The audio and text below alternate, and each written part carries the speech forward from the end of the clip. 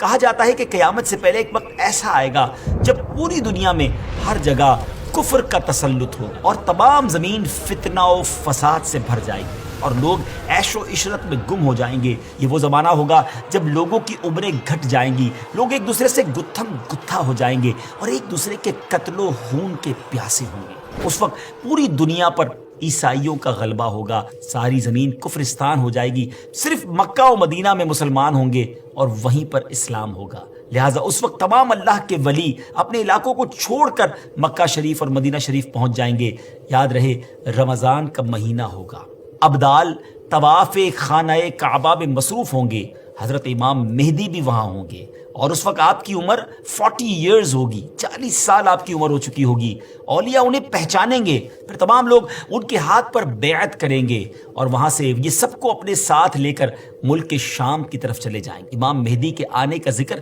ایک دو حدیثوں میں نہیں بلکہ 200 سے لے کر 250 احادیث اور اقوال تابعین میں ملتا ہے۔ ام المومنین حضرت ام سلمہ رضی اللہ تعالیٰ عنہ روایت کرتی ہیں کہ میں نے رسول اللہ صلی اللہ تعالیٰ علیہ وسلم کو یہ فرماتے ہوئے سنا کہ آپ علیہ الصلوۃ والسلام نے فرمایا مہدی حق ہے، اور مزید آپ علیہ الصلوۃ والسلام نے فرمایا امام مہدی سیدہ فاطمہ الزہرا رضی اللہ تعالیٰ عنہا کی اولاد سے ہوں گے۔ بہت ہی اہم بات یہ ہے کہ مہدی آپ کا نام نہیں ہے بلکہ آپ کا لقب ہے۔ ان کی کچھ اور صفتیں بیان کرتے ہوئے اللہ عز و جل کے آخری نبی صلی اللہ تعالیٰ علیہ وسلم نے ارشاد فرمایا مہدی میری نسل سے ہوں گے، ان کی ناک پتلی اور بلند ہوگی اور پیشانی روشن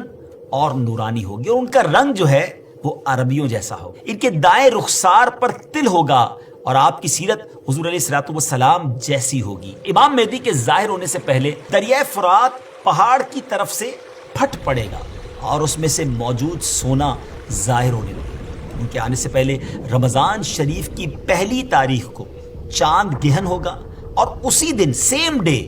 دوپہر کے وقت سورج گہن ہوگا، اور ایسا گہن پہلے کبھی نہ ہوا ہوگا۔ اور 3 یا 7 راتیں مشرق یعنی ایسٹ کی طرف سے ایک بڑی آگ ظاہر ہوگی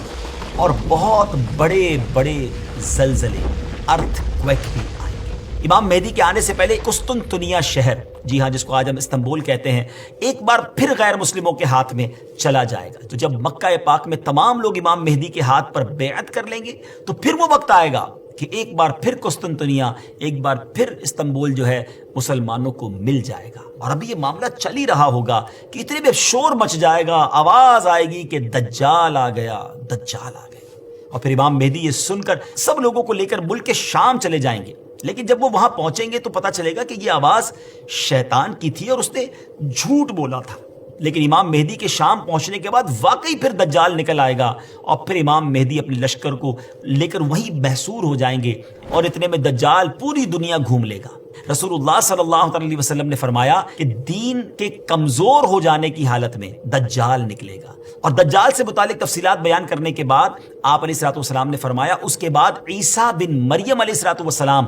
آسمان سے اتریں گے، پھر نماز فجر کے لیے اقامت ہوگی اور مسلمانوں کے امیر امام مہدی کہیں گے کہ اے روح اللہ امامت کے واسطے آگے تشریف لائیں۔ حضرت عیسیٰ علیہ الصلوۃ والسلام فرمائیں گے تمہارا امام ہی تمہیں نماز پڑھائے، تو اس وقت امام مہدی رضی اللہ تعالیٰ عنہ نماز کی امامت فرمائیں گے۔ جب لوگ نماز سے فارغ ہو جائیں گے تو مل کر حضرت عیسیٰ علیہ الصلوۃ والسلام کی قیادت میں دجال سے مقابلے کے لیے نکلیں گے۔ اب دجال کی حالت یہ ہوگی کہ وہ حضرت عیسیٰ علیہ الصلوۃ والسلام کی سانس کی خوشبو سے پگھلنا شروع ہو جائے گا، وہ بھاگے گا اور حضرت عیسیٰ علیہ الصلوۃ والسلام اس کا پیچھا فرمائیں گے اور باب لد کے پاس اس کی پیٹھ میں نیزہ ماریں گے اور اس سے وہ جہنم واصل ہوگا۔